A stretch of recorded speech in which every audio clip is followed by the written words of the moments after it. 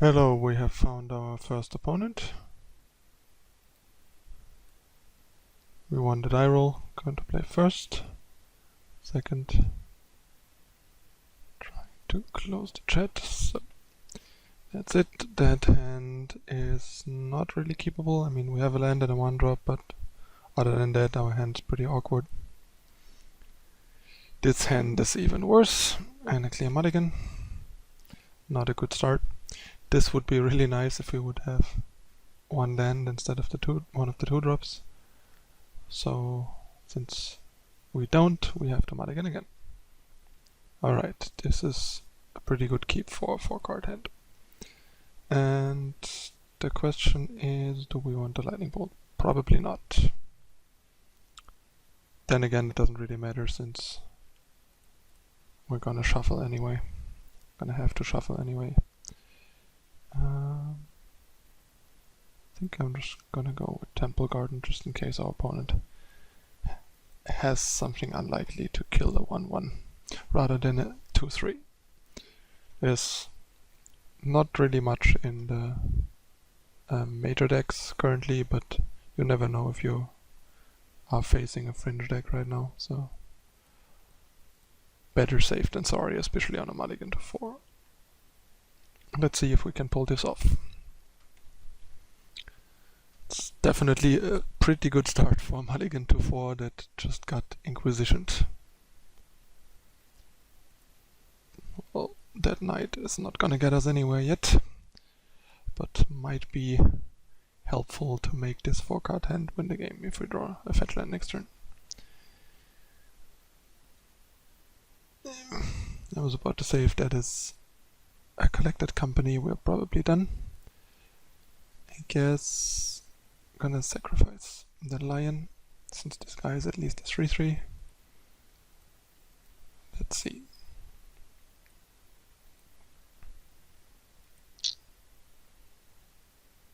Okay, blocking. So this is probably just regular Abzan with Hierarchs, which, as far as I know, a bunch of people are playing in the Abzan decks these days. Or like most people, probably. I guess we run out the card ape because holding it back just to discard it to Liliana and hope for a land to cast a knight is too risky.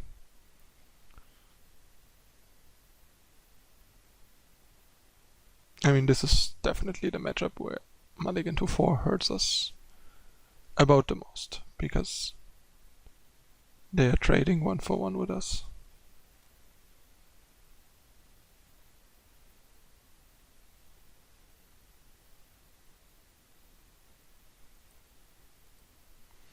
So I think the best course of action here is to send Kurdape at Liliana and this guy at the opponent.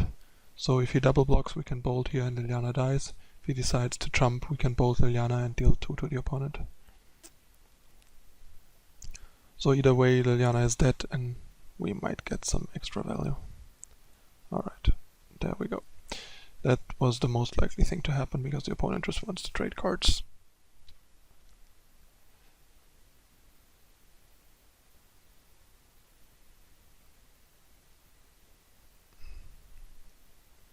Interesting. I mean, that helps to some extent. Let's just send the Kurdape and trade with the Grimflayer. Or eat a token. Also fine result. But yeah, not very happy with the position we are in right now. That didn't help either. Basically shut down our attacks. Now we can cast a knight that we don't have anymore. Alright. Opponent goes on the offensive, which makes sense, especially given that he has Shambling Vent next turn.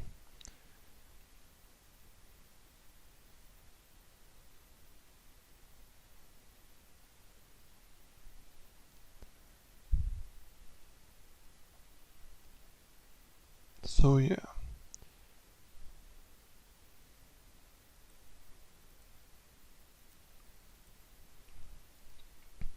Not much we can do. I'm gonna eat 7 in the backswing. Okay, we don't. Unless he has a land. No, he has a tower. Alright, I think I'm convinced now. Alright. Let's hope we can do that better in the next 2 games, preferably. So on the play, I like this one. And chain to the rocks. I think that's all we want. Seal of Fire. It's a bit so-so. I mean, it's not terrible if they run high rocks and Grim Flayers, but still not great. Probably one of those and one of those. I mean, this card kind of seems like it's great, but especially against Abzan, where they have Pass and DK and all these instants to punish us, we can only use it basically if we know they have nothing or are tapped out and can't cast any of these cards, because otherwise we get blown out a lot.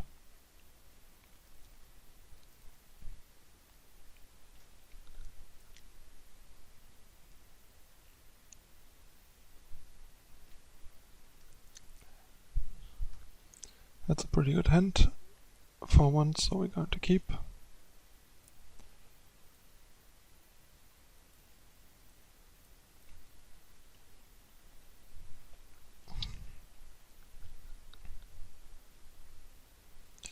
So yeah, this looks like the Abzan list from the Channel Fireball guys from like 2 modern GPs ago, 1 or 2 modern GPs ago, I think. With the bubbles and stuff to help Grimflayer be a 4/4 on turn 2 more often. Or at least on turn 3.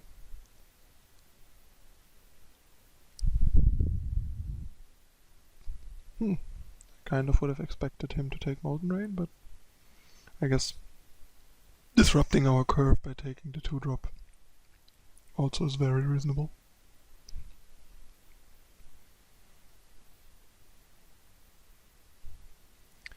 Since our hand sure is a bit threadlight.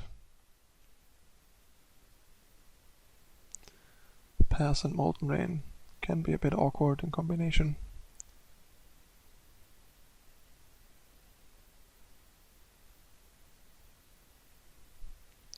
But Molten Rain is a bit more of a tempo play than a trying to screw them cards, more like kind of time walking them than trying to mana screw them. Alright. Fetch Stomping Ground and attack.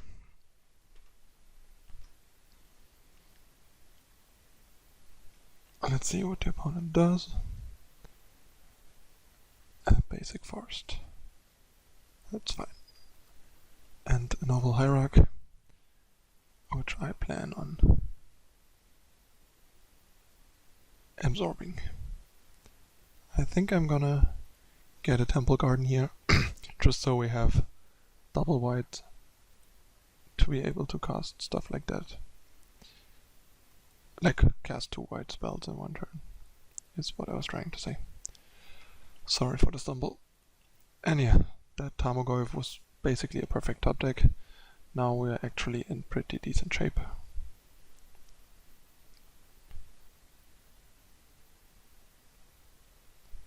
That is weird. But I guess that is that. I think now the best course of action actually is to simply attack with Tarmogoyf.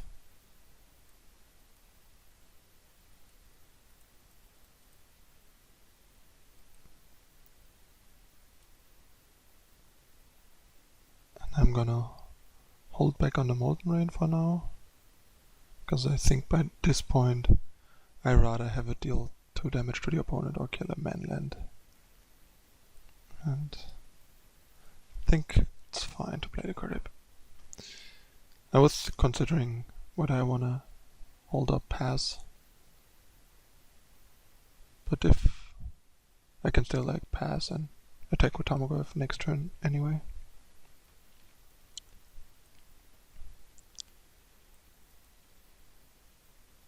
Alright, so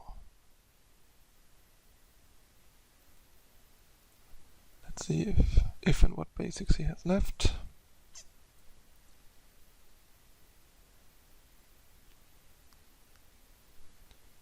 He has none left, that is great.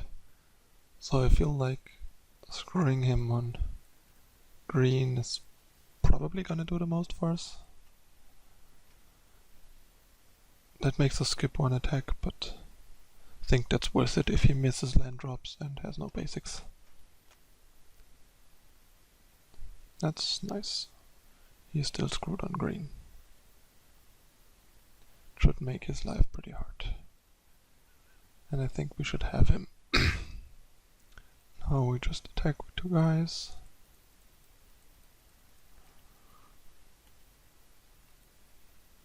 And he's almost dead, like he's in lightning bolt range.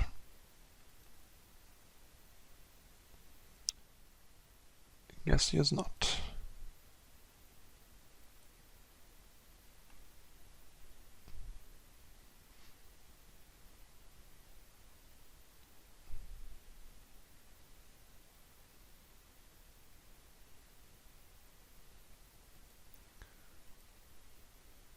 Let's see if he can muster enough. Okay. He just drained us. Interesting. Works for me.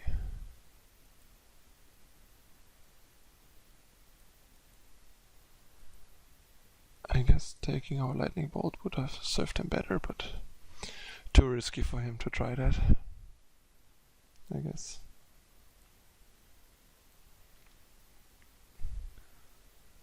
I guess Ghostly Prison and Pass is about as awkward as Molten Rain and Pass, if not more awkward. So basically all we want right now is for him not to drop some big Kai on us. Which he didn't, so it's fine. We're probably gonna have to Lightning Bolt this Trembling Vent, but that's fine. We'll screw him again, and he will have to take probably 2 damage from doing that. And if we bolt the land, he just dies.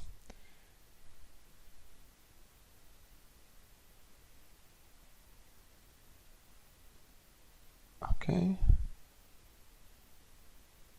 I guess that works. 2. Not too bad.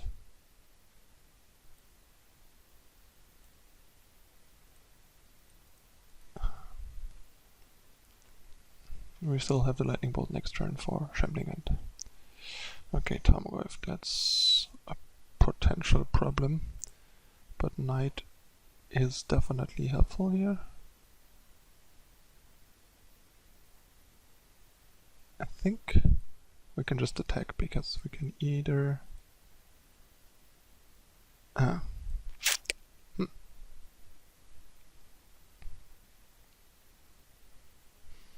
yeah, I think we just wait, because attacking there and killing the Goyf is probably worse than waiting with the bolt. Trying to Alpha Strike for the win. Okay. So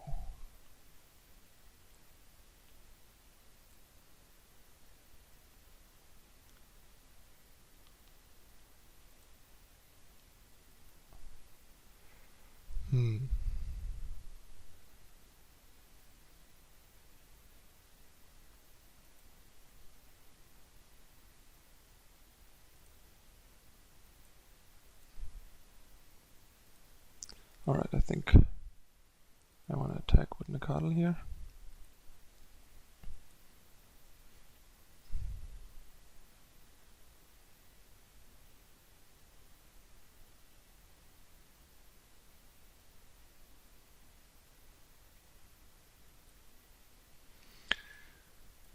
That is fine. Gonna get the much praised Skarg the Rage Pits. Bolt the Goyf. Kill the Goyf and a token that actually worked out even better than I thought, because we got a free token out of the deal. That's nice. And now Skarg plus what we have should help us seal the deal. I mean, even if he has a removal for Knight, that probably will make him have to use green, and we're still in a decent spot then, thanks to Skarg. That is not that impressive with 1 green.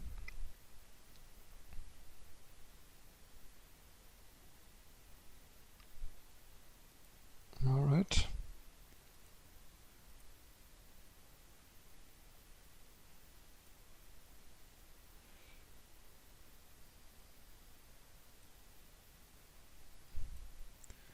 Eating the token here is better than scavenging ooze, because if we eat the ooze, like, no matter which one we take, the other one has to block, so I'd rather have the ooze block and die than the token, because then there's a ooze under the Chain to the Rocks that he might be able to blow up and use to stabilize his life total.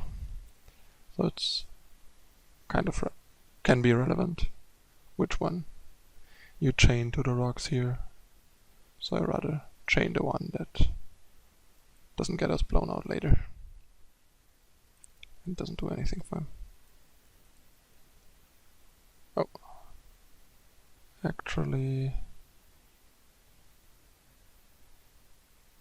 I think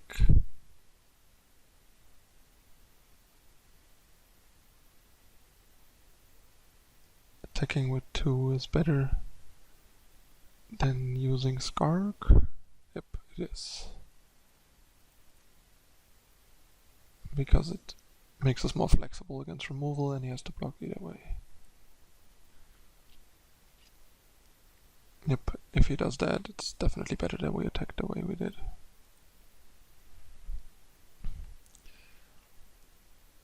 But potentially worse that we didn't chain the ooze. Unfortunately. Pretty good that he had the 3rd pass to exile there. This game is getting pretty close.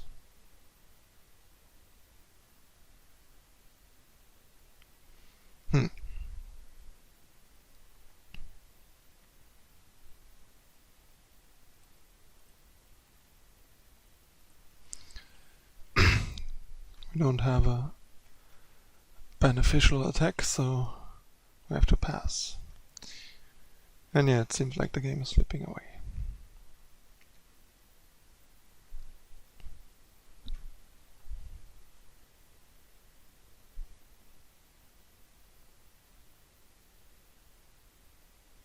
And the ooze being alive is definitely coming back to haunt us right now.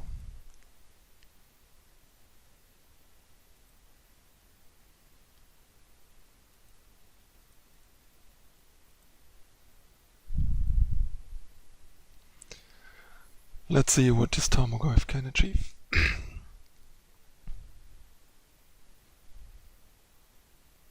I mean, he can eat the artifact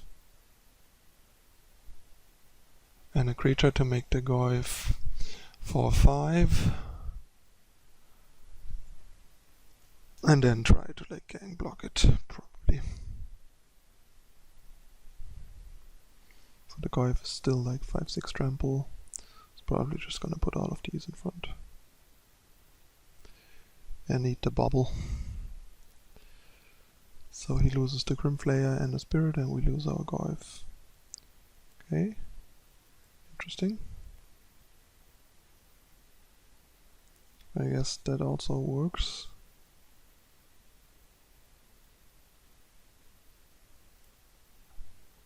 And I think the best way to deal with this is like that.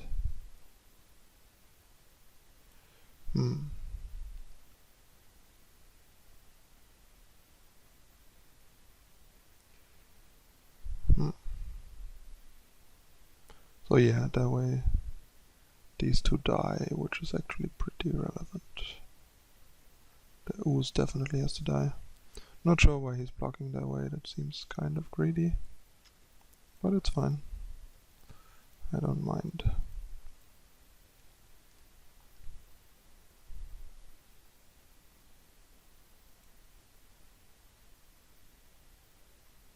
Weird. I mean, I guess fetching here costs him like 1 life, because he has to shock himself, but it also saves one of his creatures. Ah, close call, I guess. But yeah, we stacked them, ordered them properly, and got a solid payoff for the attack.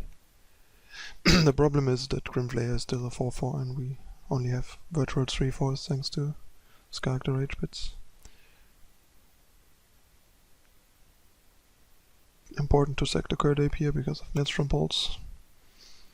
Other than that, it would be time to draw a Gorkland Rampager, because against 0 cards that's actually pretty good. But no Rampager. And no attacks either, because Ghostly Prison. I mean, I guess I could have attacked at Liliana with 2 and trade like one of the guys for a token, but not sure how good of a trade that is.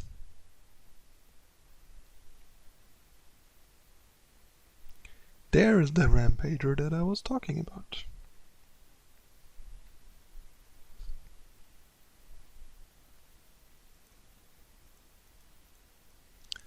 I would say we attack the opponent, because Liliana is not particularly relevant right now. This is exactly what we needed.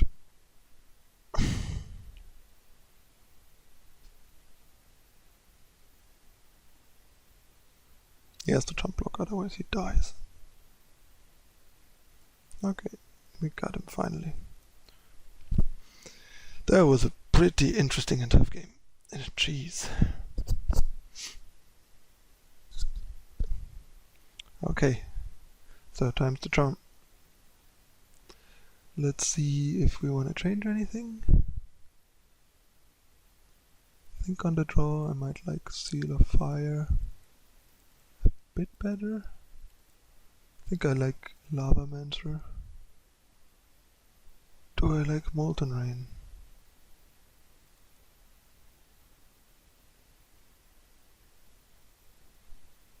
Probably not.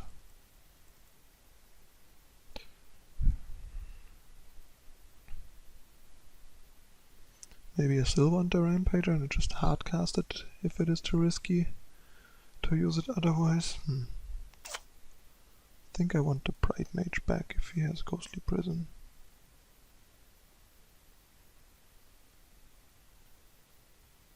Seal of Fire really is not very good, since it only kills the Hierarch. Maybe 1, just as like a 5th Bolt, and to grow the Tarmogoyf if they don't have one. Or maybe just take it out and run another Rampager. Molten Rain on the draw. Not too appealing.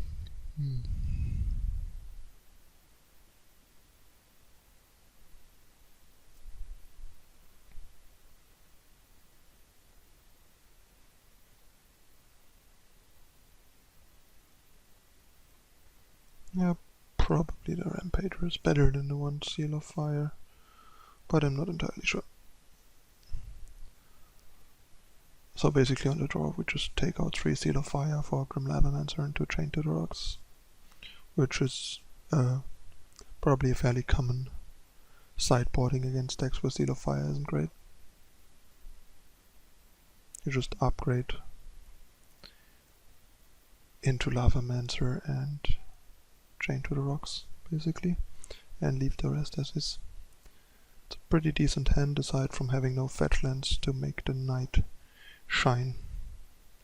So it's a knight in not so shiny armor. But she might become our knight in shining armor once we get a couple of fetch lands going, or just start activating her a few times if we have the time to do so. Interesting pick. The redundant 1-drop.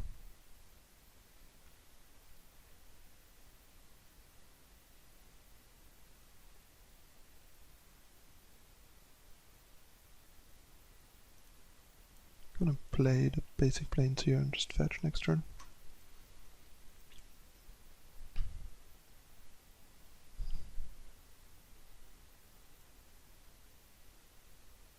Unfortunately, we got all the fetch lands we didn't need instead of a 1 or 2 drop to play.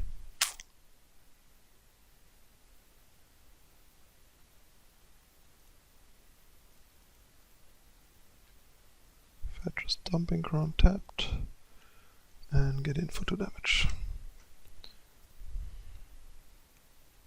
Skark is definitely gonna help our Rampager fight Grim Flayer and opposing Tarmogoyfs, which is good, because it might come down to that. That is quite annoying.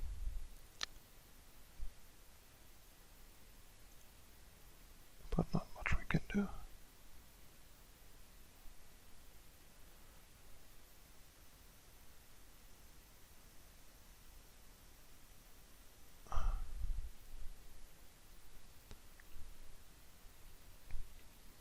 Let's see.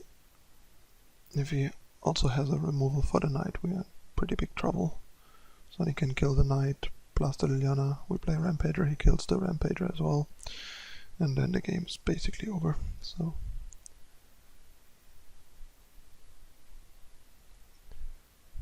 this might not end well for us, given how we drew 3 lands in a row. Alright, let's see. At least the Liliana Plus lets us use one of our useless lands semi-useful and grow the knight. If it lives. Which I kind of doubt, especially given that he didn't take it with Inquisition. He probably, had a plan for it. As I was afraid.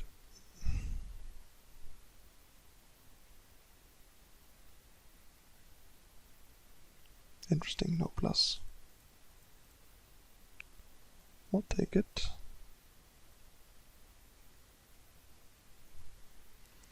I think playing the fetch land here is fine, because we can discard this and kind of want to keep this as a surprise. So he can't like fully plan for it. I have no more basic.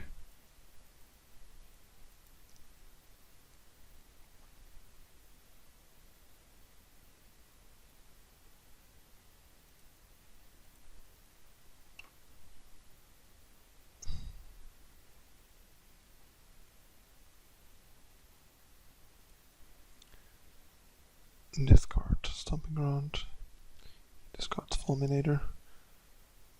I guess that kind of also helped not playing this, but honestly I didn't expect him to bring in Fulminator. Pretty weird.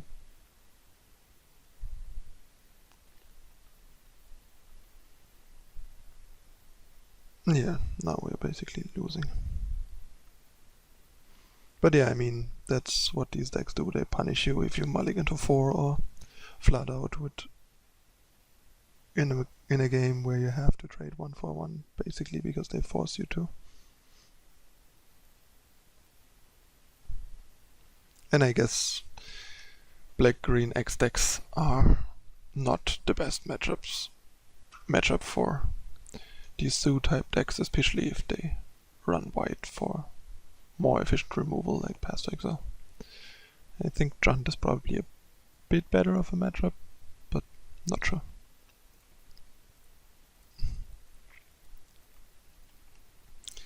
Let's see if we can get anywhere with this, but probably not. It's gonna kill our guy and hit us for 8 probably.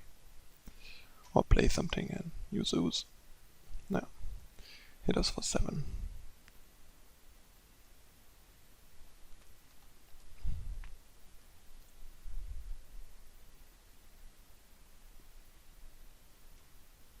So yeah, there's basically nothing we can draw that turns this around.